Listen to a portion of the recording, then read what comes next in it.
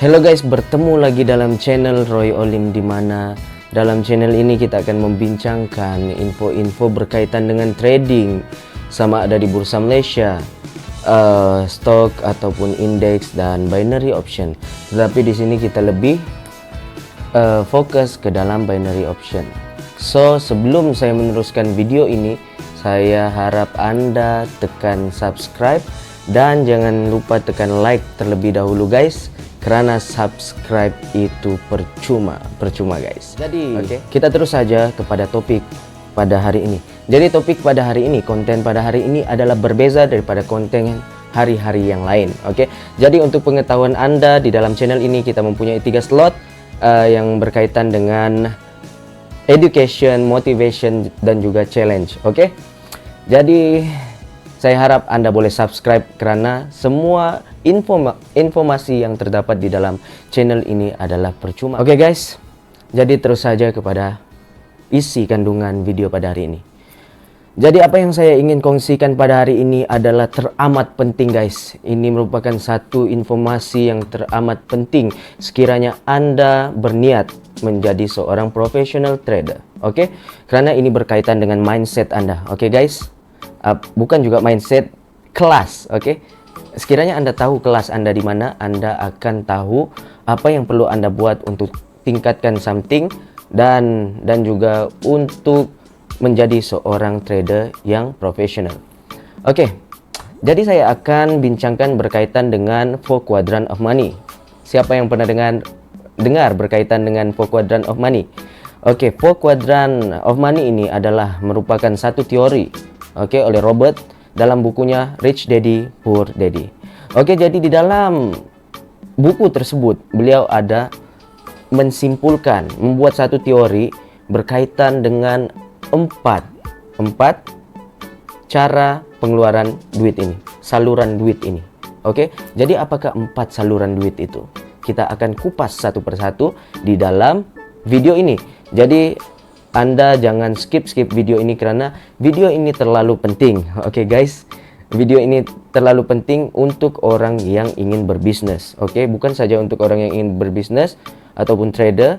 Semua orang perlu tahu berkaitan benda ini. Guys, jadi kita masuk saja. Mungkin Anda tidak dapat lihat di depan ini karena cahaya terlalu terang, tetapi saya akan terangkan. Di sini saya telah menulis berkaitan dengan 4 quadrant of money. Dan salah satunya adalah employee.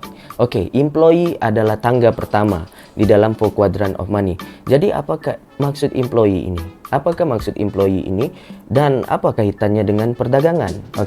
Apa kaitan dengan kehidupan kita? Employee adalah berkaitan dengan individu. Individu yang mempunyai kerja dan mendapat gaji berdasarkan kerja mereka. Contohnya guru, apalagi polis. Mereka mempunyai kerja dan mereka dibayar mengikut jam, bukan juga jam, tetapi mereka telah ditetapkan dalam satu masa untuk membuat kerja tersebut dan mereka mendapatkan saluran uang mereka daripada benda tersebut. Jadi di employee ini Anda akan kerja ikut masa. Masa yang ditetapkan maksudnya ada atasan dan Anda akan ikut rules one by one. Guys, sampai sini paham? Saya harap Anda paham. Yang kedua pula, kita naik sedikit, upgrade sedikit. Upgrade sedikit daripada employee tadi, kita pergi self-employee. Jadi apa itu self-employee? Self-employee itu merupakan individu yang mempunyai kerja ataupun own dia orang punya kerja. Dia orang memiliki kerja dia orang. Jadi dia orang tidak kisah berkaitan dengan peraturan apa semua, sebab kerja mereka itu tertakluk kepada diri mereka sendiri. Jadi apabila mereka buat kerja, mereka akan dapat uang. Contohnya siapa? Contohnya pengemis. Salah satu contohnya ada pengemis. Jadi pengemis ini termasuk dalam self-employee, lebih tinggi daripada employee tadi. Employee tadi ditetapkan peraturan, tetapi self-employee ini mereka ada time mereka sendiri, suka hati mereka, dia orang turun kerja. Kalau dia orang turun kerja, dia orang dapatlah duit. Jadi maksudnya daripada situ saluran keuangan mereka. Guys, Sampai sini paham? Tetapi jangan salah paham, saya bukannya ingin merendahkan employee tadi ataupun guru, sebab yalah ibu bapak saya pun guru, saya pun sendiri daripada UPSID insya Allah bakal guru juga, insya Allah. Jadi doakanlah untuk saya mendapat posting kan. Oke guys. Seterusnya adalah berkaitan dengan self business ataupun business owner. Oke. Business owner ni apa dia business owner? Business owner orang yang mendapatkan saluran keuangan mereka daripada merekrut orang-orang. Oke. Maksudnya CEO seperti itu, mereka akan mendapat duit daripada sekiranya mereka train orang bawah mereka, orang mengeluarkan satu produk, kemudian semakin ramai agent, semakin ramai stokis, semakin berkembanglah uang mereka. Oke, jadi saluran mereka adalah mempunyai pekerja yang ramai. Itu tergolong dalam business owner. Oke, business owner. Jadi ini tahap yang ketiga. Tahap ketiga yang dalam saluran keuangan ini. Oke guys. Dan yang terakhir sekali, oke? Terakhir sekali apa dia? Berkaitan dengan investor. Oke. Ini adalah yang terakhir sekali dan tingkat paling atas lah kiranya. Kenapa saya menyatakan investor tingkat paling atas? Kenapa saya bias seperti itu? Tidak. Saya tidak bias. Saya mempunyai alasan kenapa mereka menduduki tempat paling atas di dalam 4 quadrant of money ini. Oke guys. Jadi investor ataupun trader, mereka menghasilkan uang ataupun mendapatkan duit mereka daripada uang itu sendiri. Oke? Jadi mindset seorang trader, orang yang mempunyai uang lebihan, mereka menggunakan uang mereka, melaburkan uang mereka di dalam syarikat-syarikat tertentu. Contohnya di syarikat Asia, Facebook yang Anda sedang lihat sekarang ini, Facebook. Di syarikat Facebook, mereka menggunakan uang-uang mereka untuk melahirkan lebih banyak uang. Oke guys, jadi poinnya di sini adalah sekiranya Anda ingin menjadi seorang trader ataupun investor, Anda mestilah mempunyai mindset yang Anda mestilah seorang yang beruang. Oke, mempunyai modal lah kiranya. Oke guys, jadi apa yang penting sangat dalam benda ini? Ini adalah satu perkara yang sangat penting sekiranya Anda ingin menjadi profesional trader, kerana Anda akan tahu di mana tempat Anda. Sekiranya Anda di bagian 3 ataupun bagian 2, bagaimana Anda ingin lompat ke atas, oke, ke satu tingkat yang lebih atas. Tetapi jangan sempitkan pemikiran Anda. Sekiranya Anda di tingkat bawah, Anda tidak boleh ke atas. Oke, seperti saya hanya student biasa, saya tidak mempunyai income daripada pekerjaan apapun, tetapi daripada savings saya telah melompat ke 4 quadrant ini yang keempat. Oke guys, dan di sini saya telah menjumpai passion saya dan saya ingin mengajak Anda bersama-sama untuk menjadi seorang trader. Oke guys, menjadi seorang trader sangatlah indah.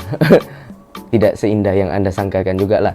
Indahnya kenapa? Indahnya kerana seperti tagline kita, jangan buat duit atas tanah, kita buat duit atas angin. Oke, di atas angin saja kita boleh membuat duit. Oke guys. Tapi ramai orang yang salah anggap berkaitan dengan pekerjaan kita sebagai seorang trader ini. Oke, kemungkinan disebabkan perspektif orang Melayu kita nih masih lagi konservatif. Oke guys, kita masih lagi konservatif.